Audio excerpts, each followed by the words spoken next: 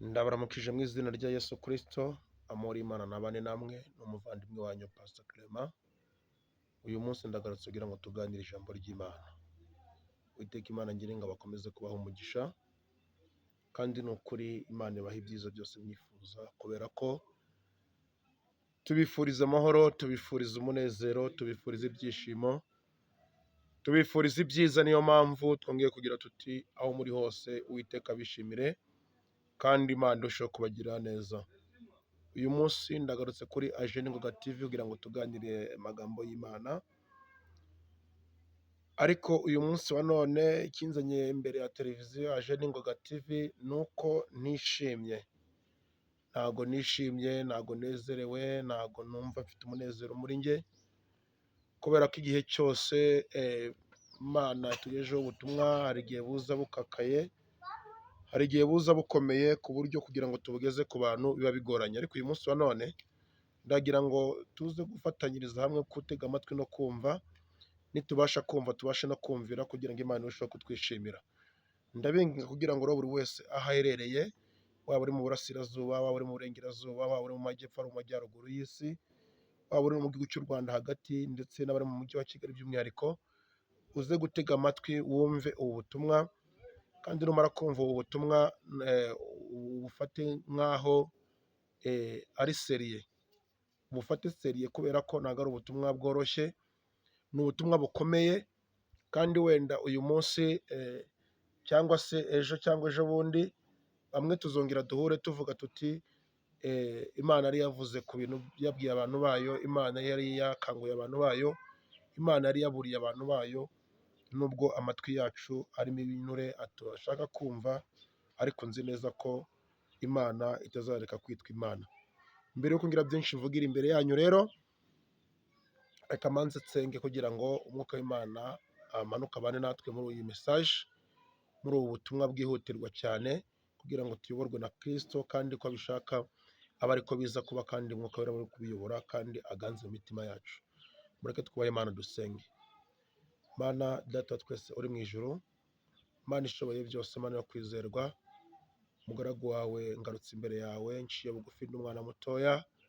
Mbere ya byose manzi nyeze ntunganye, kubera ko nawe avuga ijambo ryawe atejejwe atatunganye. Niyo mpamvu ngusabye kugira ngo amaraso yamennye ku musaraba abasha kunyeza rwose, namara kunyeza antunganye, namara kuntunganya rero ngusaba unyemerere kugira ngo mbashe gutambutsa ubutumwa bwawe bwiza. Iyi message mwami wampaye kugira ngo mpereze ubwoko bwawe, ndasaba buri wese uri buze kuyumva kugira ngo nayifate nk'ibyo asanzwe yumva, ahubwo atege amatwi kandi ahindurwe n'ijambo ryawe, ahindurwe n'imiburo, kuko ijambo riratubwira ngo ntakiza aba ku ntore zawe ntakibamenyesheje. Ibyo kuko twagiye duhura na byinshi, kandi ibyo twahuye nabyo 99% wabaga wabitubwiye mbere, kugira ngo dusenge, twambare imbaraga, tubone uko tubitambukamo.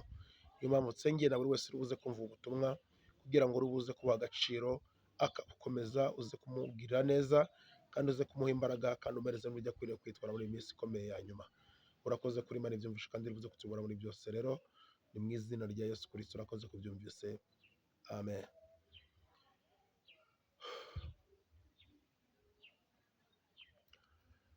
Imana ibahe umugisha. Mu mwaka w'ibihumbi 2015, mu kwezi kwa gatandatu kwa karindwi, mu mwaka w'ibihumbi 2015 mu kwezi kwa gatandatu k'uwo mwaka 2015, ndibuka nari ndi mu karere ka Rubavu, mu murenge wa Kanama, abahazi bahitwa muri Mahoko. Niho nari ntuye, nibwo nari nkikora mariage muri 2015. Mu ijoro tumaze amasengesho y'iminsi 7, twari turi gusengana na ekipe twari turi kumwe aho ngaho muri Mahoko, nakoreraga umurimo w'Imana. Turangije iminsi 7 dusenga, Imana yaransanze iranyereka, ima message y'umushumba mukuru w'itorero rya ADEPR. Urumva nari ADEPR ntabwo nari mbimenyereye cyane, ntabwo nari nzi byinshi byayo kuri yo, kubera ko ntabwo nta nubwo n'ibi ngibi biriho byari birakaba. Icyo gihe Simomana ngira ngo niwe wari uyoboye, ima message nshyira umushumba mukuru w'itorero rya ADEPR. imbwira aho ndi buze kumusanga mu mujyi wa Kigali, imbwira ko ndi busanga abashumba ba ADEPR kuko ntabwo nari mazi, ntabwo na Kigali nari nyimenyereye, ko ndi busanga abashumba ba ADEPR bakari buze kunyuriyanta. Iyo message ikimara kuyima, ni ibi bibazo byabaye muri ADEPR, Imana ari mbwiye ngende mbwira umushumba wayo, ngende mubwire ko akwiriye guca bugufi kandi agakora ibitunganye bishimwa n'amaso y'Imana, ko nadakora ibyo ngibyo akaga kamuriho kandi n'ingorane n'ibibazo bije kubimuberaho uruhurirane n'ibindi nyine nashatse kuvugira aha ngaha kuri kamera.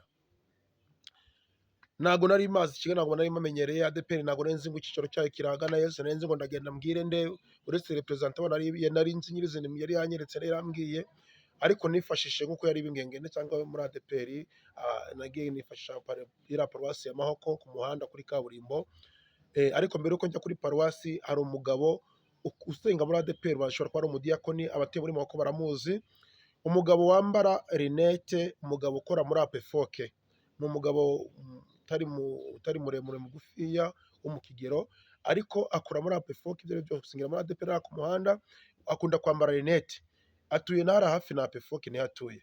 Ndagenda nari nzi ko asengera muri ADEPR, njye ntabwo ndi umukristo wa ADEPR, nari ndi umukristo usanzwe nyine w'irindi torero. Ndagenda ndamwegera, ndamubwira ngo Imana yamaye ubutumwa ubu n'ubu, ariko ndagira ngo mfashe ube wanyobora mbashe kubona uburyo nagira kuri representant w'itorero ryanyu.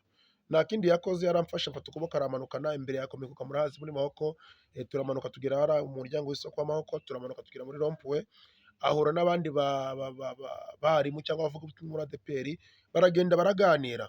Bamaze kuganira abagaruka bambwira ngo ntago bashobora kumpa adresse cyangwa se kumpa uburyo nagira kuri representant, kubera ko ngo baramutse babimenye ko ari bo bamaye nimero cyangwa se bamaye uburyo bwo kumugiraho, itorero ryabo ryabahana bikabije. Barabinyima banyima uburyo, banga no kumuza cyangwa se no kundangira uburyo ki nabashogera kuri ADEPR, umushumba mukuru wa ADEPR. Nigiriye inama ndamanuka njya kuri paruwasi ya Mahoko, njya muri ofisi, hari ari umudiyakoni nashatse kuvuga izina, aramuza n'umushumba uyoboye paruwasi ya Mahoko, umushumba muremure w'inzobe, mubyibuka umushumba uyoboye Mahoko muri 2015, umushumba uhayoboye. Ndagenda muri ofisi yo ya paruwasi muri Mahoko, mbabwira message Imana yamaye, ndabibarondorera, hanyuma mbasaba ko bamuza n'umushumba wabo, nawe uwo mushumba wa Mahoko nawe yarambwiye iyo message Imana yaguhaye irakomeye, ngo kandi ndamutse nguhaye nimero ze cyangwa adresse ze, ngo bakaramuka bamenye ko ari njye wabiguhaye wabahuje, ngo nanjye banyirukana muri ADEPR cyangwa se bamagarika ku bushumba. Nawe anyima uburyo nagira gute, nagira kuri ADEPR. Ntabwo nari menyereye ibintu by'ingendo, nari menyereye ibintu by'ivuga ubutumwa bene nk'ibyo ngibyo, namaze nk'icyumweru narya kurya byarananiye no kunywa byarananiye, ndongera nsenga Imana, Imana irambwira ngo kubera ko banze kuguha uburyo cyangwa kuguhuza nawe, mwihorere ngiye gushaka ubundi buryo nkoresha. Ngize amahirwe icyo akora numva Imana irambwira ati byihorere, umuhati wagize kugira ngo ube washaka uburyo ki ubumugezaho, nabibonye berekera ngo ndakoresha ubundi buryo cyangwa se nca mu zindi nzira. Icyo gihe ubwoba nagize n'umubabaro nagize, ndetse ubwoba nagize muri nje kumva ijwi ry'Imana byonyine no kureba message yari imaye, ubwo bwoba n'ubundi bwangiye kungarukaho ubundi bushya kuri message nahawe ariyo ngiye kubabwira. Nshuti bavandimwe, nyuma y'uko banze ko mbugezayo, mwareba ibyakurikiyeho, mwarabibonye, n'uyu munsi bikiri kwa muri ADEPR, ibyo byose biri kuri fondasiyo y'uko aba bashumba banze kumuza n'uwo muntu uza umuhereze message. Wenda iyo nyimubwira, wenda sinawamenya ahari, wenda hari cyari guhindukaho akurikije uko Imana iri kugenda imutumaho, ariko barabyanze, none dore ho bigeze. Ubwo rero Imana izabibabaza. Pasitoro mushumba muri Mahoko, reka nzashaka izina ryawe, ntabwo nari nkuzi, urabizi ko nakugezeho uko wansubije urakuzi. 2015 uyoboye Kanama, paruwasi ya Mahoko kuri kaburimbo hafi na sitasiyo, uko wambwiye urakuzi. N'uwo mugabo ukora muri APEFOKE yambaye marineti, nawe nandeba ikiganiro nakireba azabyibuka, nawe uko yambwiye arakuzi, n'abandi bari bafatanyije. Ubwo rero reka tubanze twumve ijambo ry'Imana, dusome ijambo ry'Imana, ngaruke kuri message Imana yamaye. Nayo yaneye ubwoba ku buryo ndi kubitekereza nkumva umutima urabyinnye, ariko ntabwo nabura kutayigeza ku bantu b'Imana, abumva bumve, abatazumva barorere. No ku bwa Nowa, ariko bazimwiye yaravuze bamugira umusazi, ariko imvura itangiye kugwa, abantu bo batangiye kwemera ko Nowa yababwiraga. Abantu rero bakunda kumva ari uko ibyo bababwira ngo birinde bimaze kubageraho. Reka dusome ijambo ry'Imana riri muri Yeremiya igice cyaho cya 4. Nubishobora ufate Bibiliya usome Yeremiya igice cyaho cya 4 cyose, uhereye ku murongo wa mbere ugeze ku murongo wa 30. Yeremiya igice cyaho cya 4, igice cya 4 cyose uhereye ku murongo wa mbere ugeze ku murongo wa 30. Harimo amagambo akomeye cyane, harimo ubutumwa bukomeye cyane. Ni ijambo Imana yamaye kugira ngo nze kuribabwira, nze kuribasomera, nindangiza mbone mbabwire iby'Umwuka Wera yamaye, cyangwa iby'Imana yamaye, message yamaye kugira ngo nyibabwire. Imana yinginga abayuda ngo bihane, niko umutwe w'amagambo uvuga. Ndasoma nihuta kubera ko ni birebire. Uwiteka aravuga ati, Isirayeli we, nugaruka aba ari njye ugarukira, nukuraho ibizira byawe bikamva mu maso, ntuzongera kujarajara, kandi uzarahira uti, ndaye Uwiteka uhoraho w'ukuri, utabera kandi ukiranuka, maze amahanga azihesha umugisha muri we, kandi muri we niho bazishimira. Umurongo wa 3. Ibyo ni byo Uwiteka abwira abantu b'i Buyuda n'ab'i Yerusalemu uti, nimumire imishike yanyu, nimurime imishike yanyu, kandi ntimukabibe mu mahwa. Mwikebere Uwiteka, kandi mukureho ibikoba bikwiriye imitima yanyu, mukureho ibikoba bitwikiriye imitima yanyu. Mwa bagabo mwe b'i Buyuda n'abaturage b'i Yerusalemu, uburakari bwanjye buzaza bumeze nk'umuriro butwika, kandi ntawe ubasha kubuzimya, bitewe n'ububi bw'ingeso zanyu.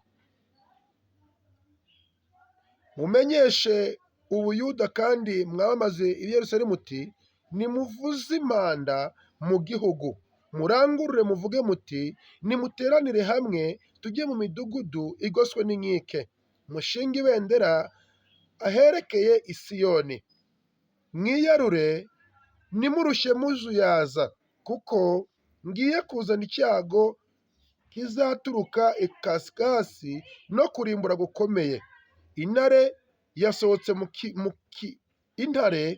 yasohotse mu kibira cyayo, kandi umurimbuzi w'amahanga yarahagurutse ava iwe, azanywe no kurimbura igihugu cyawe, guhindura igihugu cyawe umwirare, n'imidugudu yawe ikaba imisaka, igasigara itagira uyituyemo.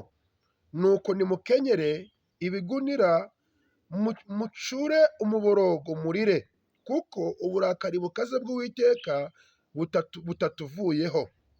Uwiteka aravuga ati, uwo munsi umutima w'umwami uziheba, n'imitima y'ibikomangoma nayo, kandi abatambyi bazumirwa n'abahanuzi bazashoberwa.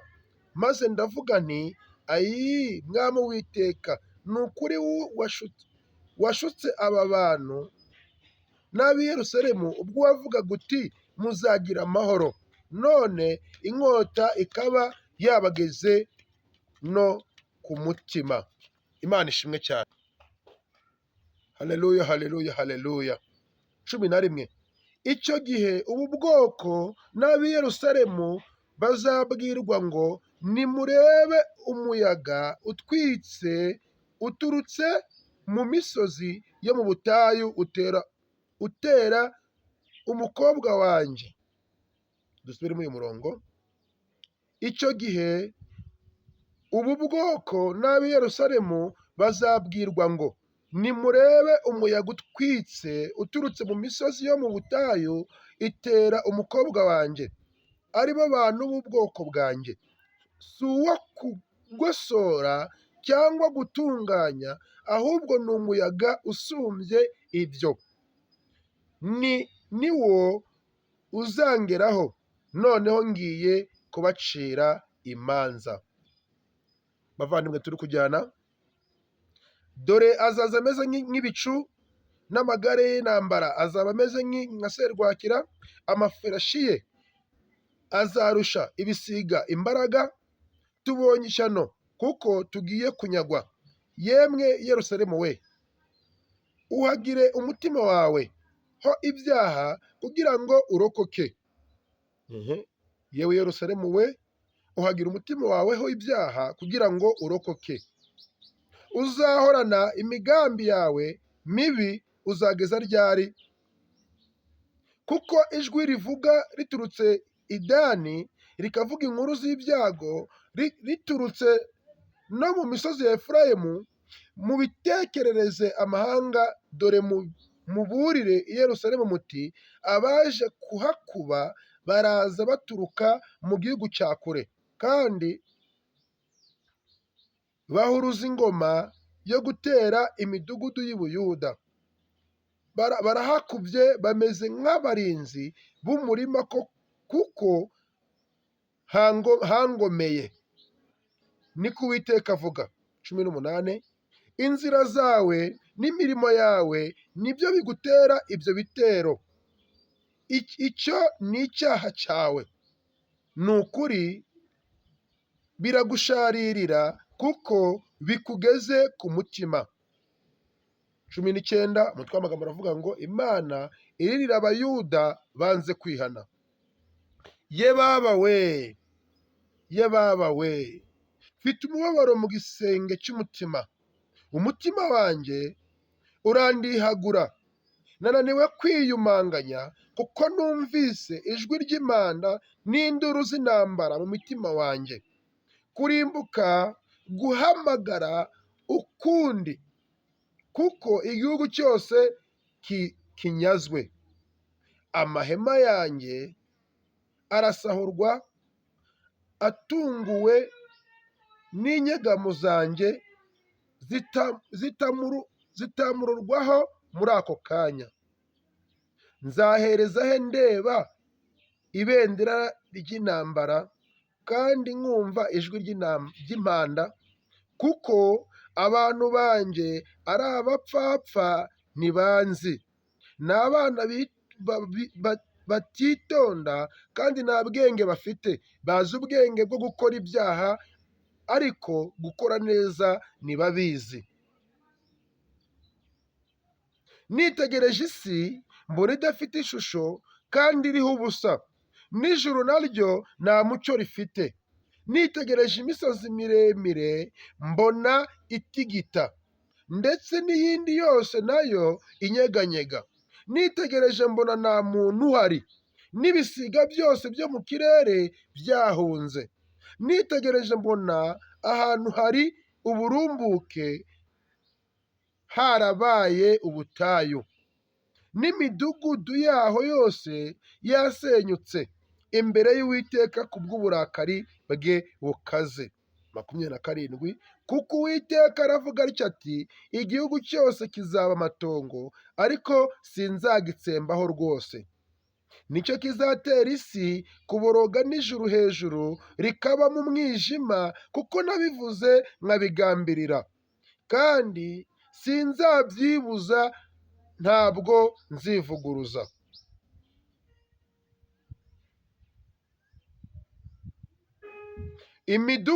Umudugudu wose uhungishwa n'urusaku rw'abagendera ku mafarashi n'abitwaje imiheto, bahungira mu gihuru kandi burira ibitare. Imidugudu yose barayireka, ntihagira uyisigaramo. Nawe ubwo uzasenywa uzagira ute? Nawe wakwiyambika imihembe ukirimbisha ibyambarwa by'izahabu, ukisiga irangi ku maso, uzaba wirimbishije ubusa. Abakunzi bawe barakuyaga, barakugaya, barahiga ubugingo bwawe, kuko numvise ijwi nk'iry'umugore uri ku nda no gushinyiriza nk'ubyara uburiza ijwi ry'umukobwa, ari we Siyoni uzabiranywe. Akara amaboko ye ati, mbonye ishyano, kuko umutima wanjye urabiraniye imbere y'abanyica. Amagambo y'Imana. bakristo bavandimwe, bene data, bavandimwe, bashiki banjye, bakuru banjye, babyeyi banjye, nababwiye ngo iyi mesaje nkiyibona nagize agahinda gakomeye ndetse ngira n'ubwoba buteye ubwoba kubera ibyo nari maze kumva cyangwa se ibyo nari maze kubona.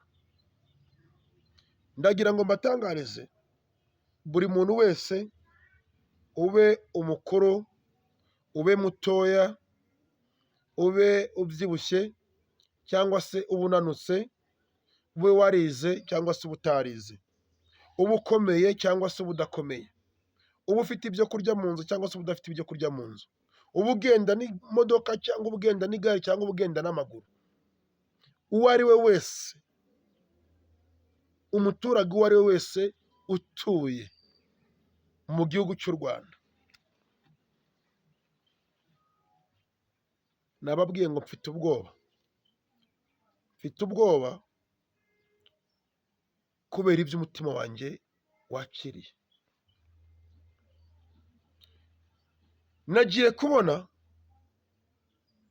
Ngiye kubona mbona ikirere cy'igihugu cy'u Rwanda, ngiye kubona mbona huzuyemo ibisiga byinshi cyane,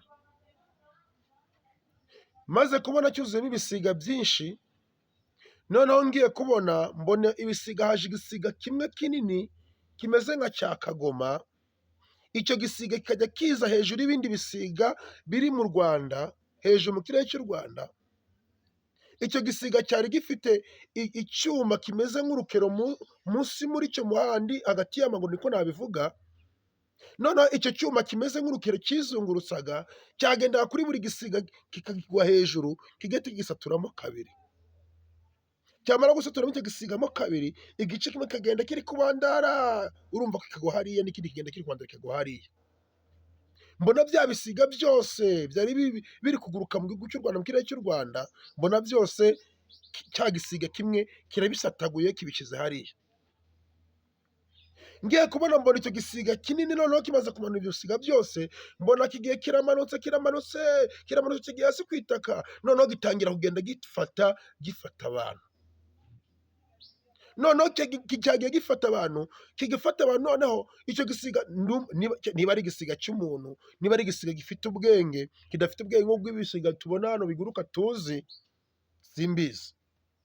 Cyagenda gifata abantu, noneho nabona gifite umugozi, uriya mugozi uzirika inka w'umweru, aborozi bitwa amasine, murawuzi. Kigafata uwo mugozi kikagenda kigacomeka hagati y'amaboko y'umuntu, kigashyira gutya mu kwaha umugozi, noneho kigafata wa mugozi kigenda kigafata no ku maguru, ngabona wa muntu kiramugurukanye, kiramugendanye, acometsemo umugozi mu kwaha n'amaguru, mbese umugongo usa naho ikibuno asa naho kiri hasi. Kikagenda kiri kuguruka umuntu, kugenda ariko nyinanaba, kigaruka kigafata uwundi, mbona gitunze abantu benshi cyane, kiri kubajyana muri ubwo buryo. Ibyo ngibyo bivuyeho, ngiye kubona mbona hawushe umuyaga mwinshi urahuha. Ngiye kubona mbona wa muyaga uri guhuha, uri kujya ujyana ibiti, ukajyana intoki, ugahuhana n'abantu. Mbona amagare yari kugenda n'amamoto yari kugenda, mbona amamodoka yahindutse nk'udupapuro. Nawe mbwire, mbona imodoka yagenda yahindutse nk'udupapuro, imodoka yagenda ikikubita nk'ariya ku kibambasi, ukabona imodoka iratse, ukabona imodoka iratokombeye irahiye. Yesu ashimwe bavandimwe. Ngiye kubona mbona abantu bafite amamodoka, mbona noneho igihe kirageze, abantu batinye kugenda mu mamodoka, bakajya batangira kugenda n'amaguru. Mbona ba bantu batagendaga n'amaguru, mbona ba bantu mbese bagendaga n'imetero 5 bakagenda n'imodoka, yajya kugura metero bakagenda n'imodoka. Mbona baba noneho batangiye gutinya kugenda n'imodoka, batangiye gushaka kwifuza kugenda n'amaguru. Mbona amamodoka abantu bayataye ku muhanda, mbona abantu banze kugenda mu modoka burundu. Noneho ngiye kubona mbona hana ba bandi bagenda bafite abantu babarinze, mbona noneho nabo ba bandi babarinze nabo, mbona nabo bwabo bafite ubwoba. Mbona na ba bandi barinzwe batagishaka kugira ngo abantu bagende babari inyuma. Mbona buri muntu ashatse kugenda yenyine, kandi mu rugendo rwa buri wese nkajya mbona buri muntu wese ari kugenda yihisha acengera mu byatsi, acengera. Bavandimwe, umutima wanjye wagiye kure, umutima wanjye wahamutse, umutima wanjye ibintu byanteye ubwoba cyane. Igiteye amakenga cyane nuko nabonye na ba bandi bashinzwe kuturinda, ndavuga abasirikare, ndavuga n'abapolisi, mbona noneho nabo ubwabo imbunda bazisize hasi, mbona imbunda baragenda bazitaye bazihishe, ahubwo nabo baragenda bajya kwihisha mu byatsi, bajya kwihisha. Mbona ibibazo birakomeye cyane, ndibaza ni iki cyabaye. Ibyo byaje nyuma yo kubona cya gisiga kiri gukora byawe, kiri kwica ibindi bisiga byose biri mu kirere, biri kumwe nacyo mu kirere. Ngiye kubona mbona abantu bari mu mujyi wa Kigali bose, mbona bose bari kugenda, bamwe tuvuge umujyi wa Kigali wari umeze nk'uruziga, nk'isafuriya, mbona ku mpande z'isafuriya hose hari abantu bose bagenda bari kusohoka, bari kwirukanka na speed ndende cyane, kandi uburyo birukankagamo birukankisha bakoresheje amaguru. Nta muntu n'umwe wigeze, uwo muyaga waje, nta muntu n'umwe wigeze ujya mu nzu ngo ajye kureba amafaranga ari mu nzu, nta muntu n'umwe wigeze ngo ajye kureba umuntu afite mu rugo, aho buri wese yari ari yahise agenda muri ubwo buryo, ari kugira ngo arebe ko yahunga uwo muyaga. Bakristo bavandimwe, naje kumva ibi bintu ho gakeya. Imana impaye iri jambo muri Yesaya igice cyaho, muri Yeremiya igice cyaho cya 4, nibwo nasomye nangira kugira gake ngenda nsobanukirwamo, ngenda nongera kumva. Mbese uyu mutwe w'amagambo ngo Imana yinginga abayuda ngo bihane. Bakristo bavandimwe, mureke twihane, mureke twitunganye, mureke dukore imirimo ishimwa n'amaso y'Uwiteka. 19 ngo Imana irira abayuda banze kwihana. Imana yabanje gutanga igihe cyo kwihana ku banyarwanda, Imana itanga igihe cyo kugarukira Kristo, Imana itanga igihe cyo kwiyeza kuri ngo twitunganye, Imana itanga igihe cyo gukora neza. Ariko nusoma iri jambo,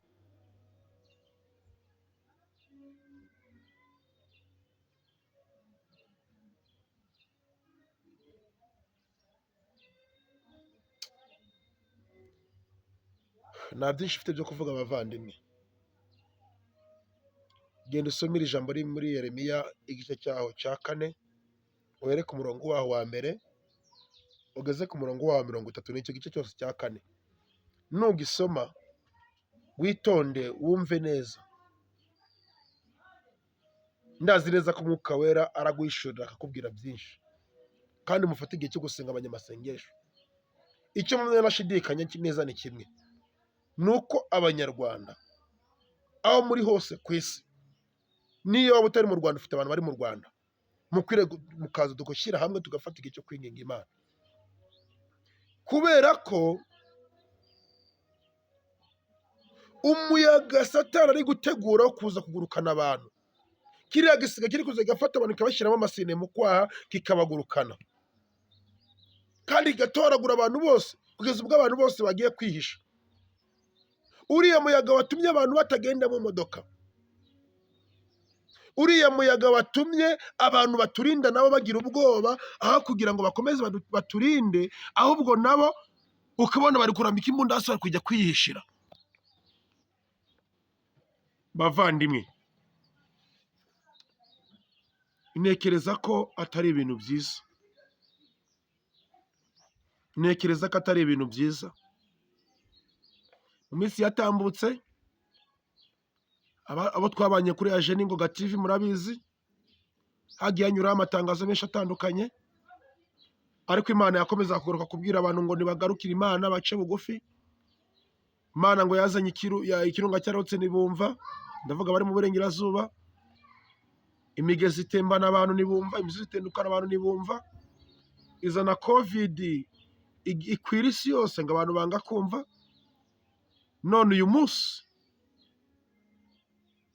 mu minsi yashize n'Imana yavuze ko imanuye ibituma abantu bumva, kubera ko banze kumva. Bakristo bavandimwe, twikore ibi, dukore ibyiza, twigambire ibi, tugambirire ibyiza. Buri muntu wese akora ibyiza mu gihe cye bigishoboka. ugambana areke kugambana, uwiba areke kwiba, uwica areke kwica, uroga areke kuroga, ubeshya areke kubeshya. Ibyo byose tubigendere kure, dufate igihe cyo gusenga. Kibaye nari mbishoboye mfite ububasha n'ubushobozi, nakagombye gutanga amasengesho y'umunsi cyangwa iminsi 2, igihugu cyose kiri mu masengesho, nkatanga konji, abaturage, abakozi ba leta, abakozi bose bagafata igihe cyo gusenga Imana, bagafata igihe cyo guca bugufi. Ahari Uwiteka yakongera akatureba neza, akatwishimira. Imana yavuze ko nta kitakoze, Imana yavuze ko nta kitavuze, Imana yavuze ko yakoresheje uburyo bwose, yakoresheje abantu. Nyankunda kubivuga n'uyu munsi, bamwe barapfuye, abandi bari mu magereza, abandi baratorongeye sumbaze ngo babahehe, bazira ubutumwa bwiza, bazira kuvuga ubutumwa bwiza Imana yabahaye. Birashoboka ko nanjye ibi ngibi ndi kuvuga hari abo wabyumva akabyumva nabi, nyamara ni ijambo ry'Imana, nyamara ni inzozi niroteye, ni inzozi niroteye, ariko mbona nkwiriye kubibwira buri muntu wese, kubera ko icyo gisigaye kiri kujyana abantu kibacishije mu kibisamo za masine mu kwaha, ibintu biri gutuma abantu bose batemera kugendera mu modoka bakayasiga, umuyaga uri gutuma abantu batemera gusubira mu mazu, buri wese ahari akagenda uko. Ibintu biri gutuma umujyi wa Kigali abantu bose basohokamo, buri wese nk'uko babona isafuriya, buri wese ku mpande zayo zose bari gusohoka babyigana birukanka bashaka kuva muri Kigali. Ntabwo twamenye impamvu yabyo. Ahari wasanga wenda dore ko muri iyi minsi n'imvura imeze nabi, ari wa muyaga bita serwakira ushaka kudusenyera amazu, dore ko hamwe na hamwe maze iminsi uri kwisenya amazu n'imvura n'inkangu zitabisize, wasanga ari ibyo ngibyo. Genda usome muri Yeremiya ibice cya 4, uhere ku murongo wa 1 ugeze ku murongo wa 30. Ijambo Imana yaherekejeje ubwo butumwa, ariko yambwiye ngo mbanze some ijambo, nimara gusoma ijambo ngaruke kuri message. Ukomeye, uworoheje, uwo muyaga nawe ashobora kuwuhagarika, uwo muyaga nawe ashobora kuwukumira. Umuyaga uri gutwara buri kimwe cyose. Sinzi intwaro tuzakora cyangwa se icyo tuzatuma cyangwa se icyo tuzakora kugira ngo kiwurwanye. Niba ku ruhande rwawe uri kumva nta kintu cyahagarika umuyaga, rero nta kindi dushobora kuwurwanyisha uretse kwinjira muri Kristo tugasenga Imana, Imana akaba ariyo iwuduhagarikira. Ariko iri jambo ry'Imana ririmo byose bikubiyemo. Imana mu ijuru tugirire neza. Ndabizi ntago nzi kuvuga, benshi barabanyandikira mu gikarati, mbese ntago ufite nuza kamera nziza. Ndabizi naga telefone ndi gukoresha gasanzwe. Abandi bati ntago uba wicaye ahantu hasa neza, ugomba gushaka ahantu hameze neza haryoshye. Ndabizi neza ko aho ngaho batariho mba ndi, ariko icy'ingenzi ufite ugutwi aba yumvishe message Imana ishaka guhereza abantu bayo. Igikuru ni uko wakumva, wamara kumva kandi ukumvira, ugahindukira Kristo akugirira neza. Ndahamagarira abantu bose bumva umutima wabo bakomanga guca bugufi, kwitunganya. Wumva ibyaha uri gukora bigucira urubanza, wumva ushaka guca bugufi kugira ngo winjire mu bwisho bwa Kristo. Umuyaga nuza, Imana izawuturinde. Icyanteye ubwoba gikomeye cyane ngo nuko uwo muyaga nta cyawuhagarika, nta cyawuhindura, nta cyabikuraho uretse Uwiteka Imana Nyiringabo. Kandi muzi ko umuyaga nta cyawurinda. Umuyaga nawe wawurindisha iki? Kutawurindisha umutaka, kutawurindisha ikoti, n'ubundi urakugurukana. Sinzi icyawuhagarika, ariko Yesu ashoboye byose. Muri ibyo byose ndagira ngo twegerane cyangwa se tugane cyangwa se twishyire hamwe, dufate igihe cyo gusenga Imana, tubwire Uwiteka ngo Mana, kiriya gisiga kiri kuza kikica ibindi bisiga byose, kiriya gisiga kiri kuza gafata abantu kikabashyiramo amasine mu kwaha kikabazirika n'amaguru. Uriya muyaga uri guhuha abantu bose, imodoka bakazivamo bakazijugunya. Umuyaga uri guhuha, abafite imbunda bakwiriye kuturinda, imbunda bakaza kuzihisha bakajya kwihisha nazo bazifite. Umuyaga uri gutuma umuntu wese ahari adasubira mu rugo. Umuyaga uri gutuma umuntu atajya kurana n'amafaranga afite. Umuyaga uri gutuma abantu bose basohoka mu mujyi wa Kigali birukanka. Mana, uwo muyaga ugira icyo ukora uhagarike mu izina rya Yesu. Muvandimwe, njyewe ubwanjye ntacyo nakora ngo uhagarare, ariko hari njyewe nawe duciye bugufi, gukiranirwa kwacu kukavaho. Nuko iri jambo ritubwiye ngo muri Yeremiya, ngira ngo twahabonye,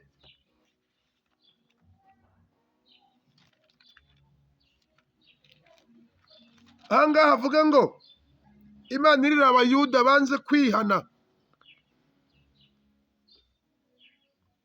Umutwe w'amagambo aravuga ngo Abayuda ntibihane, ariko noneho banga kwihana. Noneho Imana irangije irira Abayuda banze kwihana. Hari igihe abanze kwihana ari wowe nanjye. Umuyuda aka kanya ni wowe ni njyewe, ariko Uwiteka arimo arakubwira ko twanze kumvira ugutwi kw'Imana ngo twihane. Imana ntacyo itakoze ngo iburire abantu b'Imana, iburire abantu bayo, iburire Abanyarwanda. Twanze kumva, amatwi yacu ariho ibiki, ariho ibinure, imitima yacu ntabwo ishaka kumva. Sodoma n'i Gomora baravuga ngo niko bisanzwe. Nowa ari kubaza inguge baravuga ngo niko bisanzwe. Igihe cyose ibintu byose bifata ngo niko bisanzwe. N'uyu munsi nushaka ubifate ngo niko bisanzwe, ariko abafite umwuka wera bumva ijwi ry'Imana, bazi kumva ijwi ry'Uwiteka, uyu munsi uwari kugenda mu nzira zidakwiriye agendera mu nzira zikwiriye. Naho uwo muyaga wagufata ukubita ugahita ugahwera, ukamenya neza ko ubugingo bwawe bwakiri mu biganza bya Kristo. Icyo mpamya neza ni kimwe, nuko Yesu azaza kandi ntabwo azaceceka. Kandi ikindi cya kabiri, nuko igihe Imana yatanze imiburo ku bantu bakanga kuyumva bakayisuzugura, byanga bikunda irabikora kugira ngo babone ko ari Imana yavuze. Wowe ushaka kwihana rero, wumva umutima wawe uri kuguhatira kwihana, ahari naho uwo muyaga wakubita ku kibambasi cyangwa se ku giti, cyangwa se ukanavunika uri kwihuta kugira ngo umuyaga uwukwepe, ukaba wataha, ukaba wumva umutima warimo ibyaha. Ndagira ngo uze guhamagara nimero iri munsi, cyangwa niyo nayo nayibabwira, 0788 750 353, 0788 750 353. Abari hanze akamenyetso ko guteranya 250 788 750 353. Pastor Clement yitiraga abavandimwe, gusa mwumve ko umutima wanjye ufite ubwoba kandi mfite n'intimba muri nge, n'isa ntago ndatuza muri nge. Nshingiye uburyo igisiga nakibonye gishyiramo abantu amasiri, nshingiye uburyo umuyaga wahushye buri muntu wese, uworoheje, ukomeye, umuto n'umukuru wese, umuyaga ukamugeraho kandi ukajya ubatwara.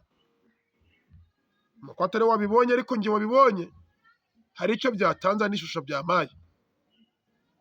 Dushaka twafata igihe cyo gusenga, ahari Uwiteka yatugirira ibambe. Bavandimwe, ndagira ngo usabe iyi message nikugeraho, nawe uyohereze mugenzi wawe. Ntabwo bishoboka ngo mbe nayitangaza ku isi yose cyangwa se mu Rwanda hose, igere kuri buri muturarwanda wese. Iyi televiziyo yacu maze igihe gito cyane dukurikirwa n'abantu batarenze 400-500, ariko nawe ushobora kugira uruhare mu kugeza ku bandi message, ukabwira abantu ngo nyamara Imana iri kuvuga ibi. Dushaka twakabuka tukaba amaso, tugasenga, tugakora ibyo kwihesha icyubahiro, kubera ko nyuma y'ibi ngibi utazumva ngo yumvire, Imana ije gukora ibituma yumva.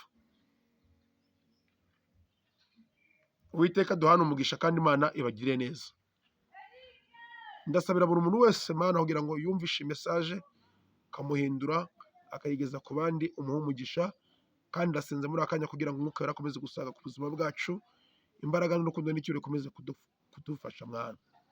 Hari abarwaye muri kano kanya, hari abari mu hôpital, muri centre de santé, abari muri dispensaire, hari abarwariye imuhira, abarwariye hirya no hino hatandukanye mu bitaro bivura Kinyarwanda, ndabakoresha bose kugira ngo bakize ubahagurutse amahoro witeka. Hari abakwiringiye baguhanze amaso bagutumbiriye wabuze uko wabigenza, ubacira inzira babone uko wabigenza. Ndakwinginze Mwuka Wera akomeze kurinda intama zawe, kandi iri jambo wowe ribuze kugeraho, iyi message wowe ribuze kugeraho wese, aze kugira uruhare Mwami kurugeza ku bandi, kugira ngo ubutumwa bwiza bugere kuri bose. Ahari Data turamutse twihindukiye, ibyo byago byose bidutegereje, bitureba, biduhanze amaso, ahari byahagarara. Ndakwinginze kugira ngo rero ukore ibidasanzwe, ukore iby'ubutwari, kandi ukomeze kutugura no kudutsindishiriza, kitwifuzana umudendezo, twifuzana amahoro aturutse kuri wowe. Reka tubigusabe tubyize ko byumvishe. Amen. Ukore subscribe, wandike comment, ukore na like, ubyohereze n'abavandimwe. Imana iguhereze umugisha. Gukora comment ni ubuntu, subscribe ni ubuntu, like ni ubuntu. Ibyo byose nta giciro bigusaba uretse kubikorera ubushake. Mwese ndabakunda, mugire amahoro. Bye bye.